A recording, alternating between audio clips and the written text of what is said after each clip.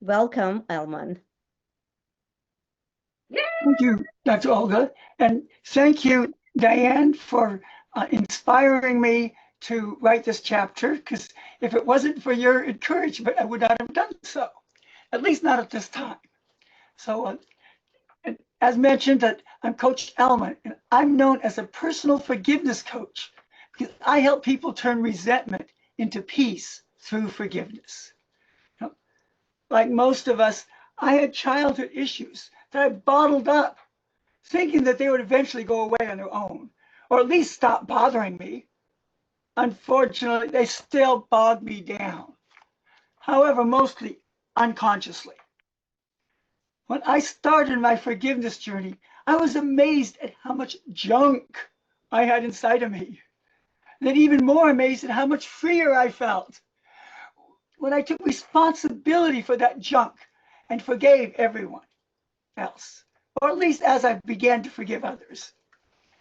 Even some of the physical ailments that I had for decades dissipated through shifting from blaming God. I blamed God for most of these, and to taking responsibility and forgiving myself and forgiving others. But who's the hardest person for us to forgive? For most of us, it's ourselves. We judge and condemn ourselves more than we do anyone else. According to a study published by the Journal of Personality and Social Psychology, 85% of the population experience issues with low self-esteem. Well, that was me. But I not only experienced low self-esteem, I lived it. I valued my intelligence, but all of my intelligence did for me was allow me to think more highly of myself than I ought to think, and more lowly of myself at the same time.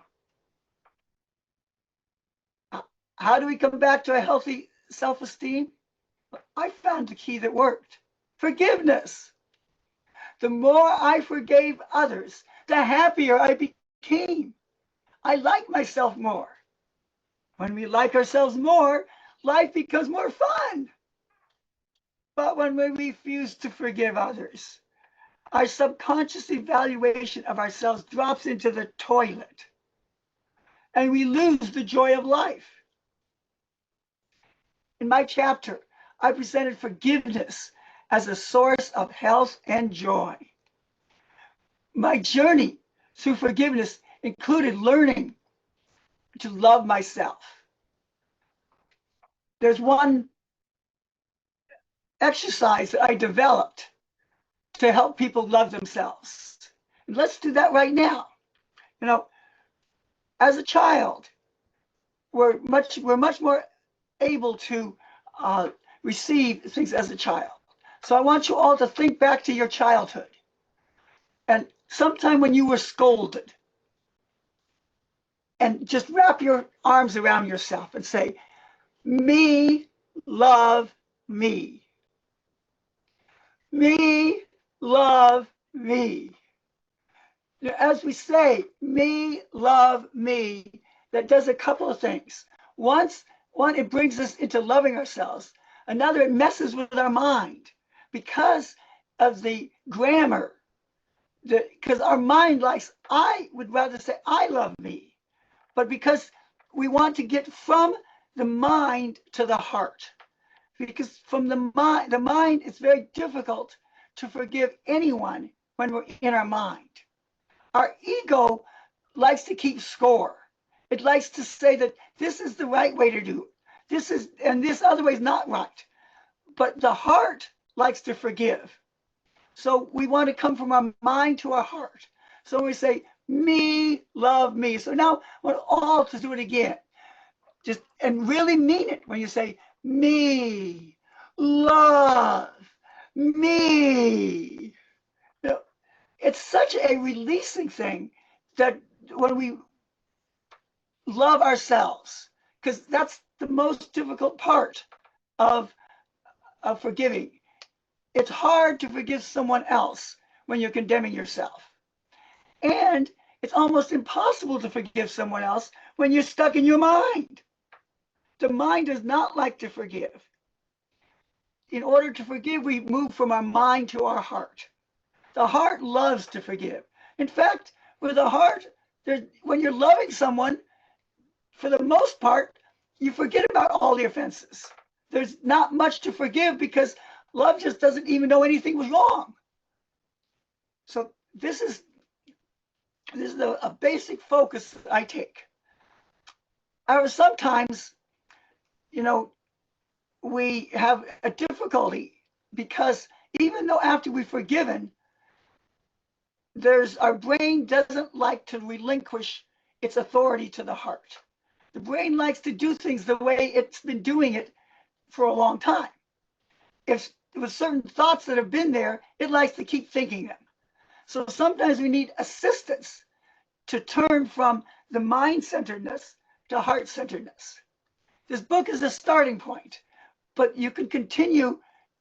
For continued work, contact me at the Coach Elman for continued support. And I have I had a sign here. I want to go here. Okay, I want to share. There. You should be able to see how to contact me now. And I have a free offer of coaching for someone who would like to coach with me in forgiveness, because by forgiving, all of the issues are taken care of. But when they keep coming back again, because our mind doesn't believe it, that we've actually forgiven, sometimes we need help.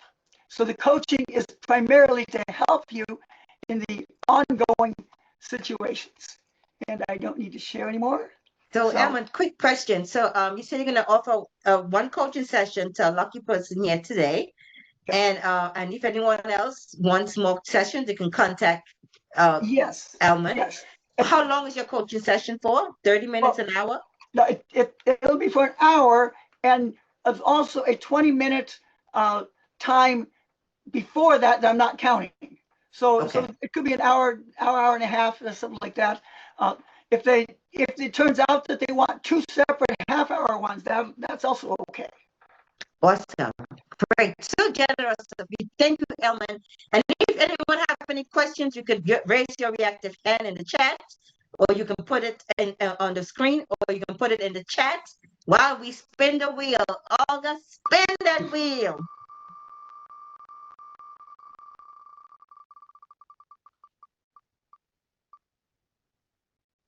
Juana, go ahead. That's my cousin, and she's trying to get in. She's using Safari. She just texted me. It's been challenging. She's in the Dominican Republic. Okay. Okay, so we are going to gift it to her, right? Yes. We go ahead and gift it to her because we have a whole lot more gifts to give out. So with this exception, okay. Hortencia, I'll contact you. I have your contact information. Yes. Thank you. Okay, and we'll also send out that for everyone who's given a prize, we will get you the information. Okay. I want to share that 2 of my invitees are winners. Yay, we're winning. Thank you. Now, I actually had intended to give 2 prizes, identical prizes. So let's do that. Since we have it's got the first one, let's spin it once or twice more to see if there's another one. Okay, all done. Spin that wheel.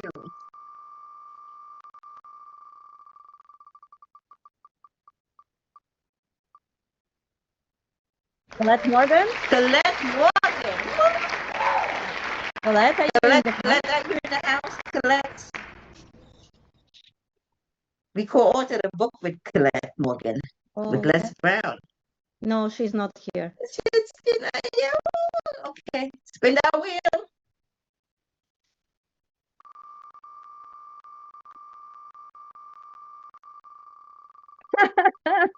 No, I thought it would be me. Neha, why is Neha here? Anybody knows this person? I'm here. Yes. Hi, everyone. Oh, you're here. Yeah. Yes, I'm here. Yeah, thank you Awesome, guys for awesome. inviting me, and thank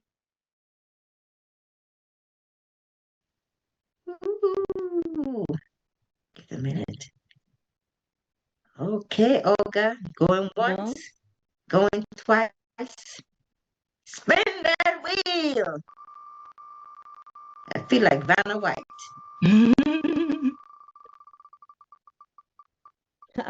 Paul. Paul. Four here.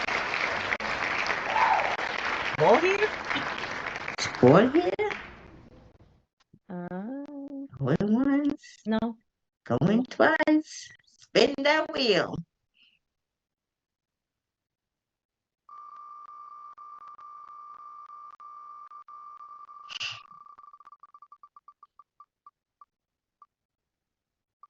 Candida. Candida Paredes. I think I She's here. She's in my tribe. Ah, Third person. There you go.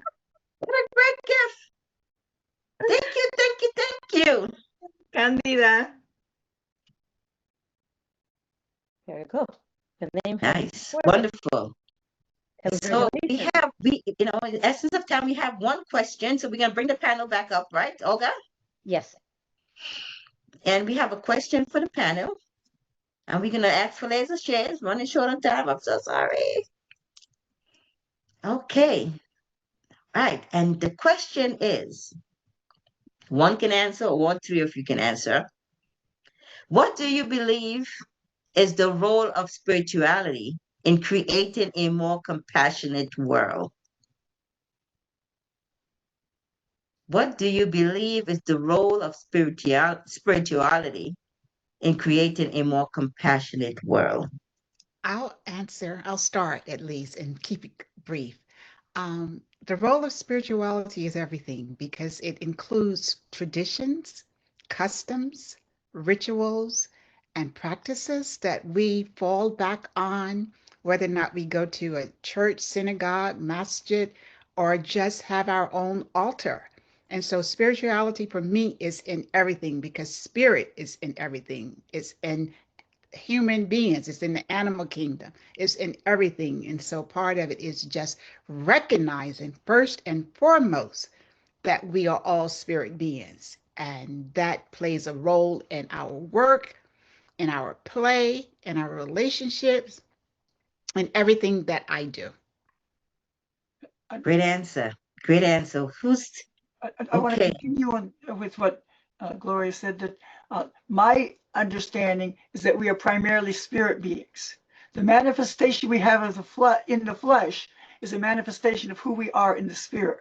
So if we don't know who we are essentially, then it's hard to have compassion, because if all we see is a manifestation of something that's not fully who we are, it's hard to have compassion. The compassion comes from knowing who we are and who the other person is also. Great. Someone just posted in the chat, being a magnet for miracles. Awesome.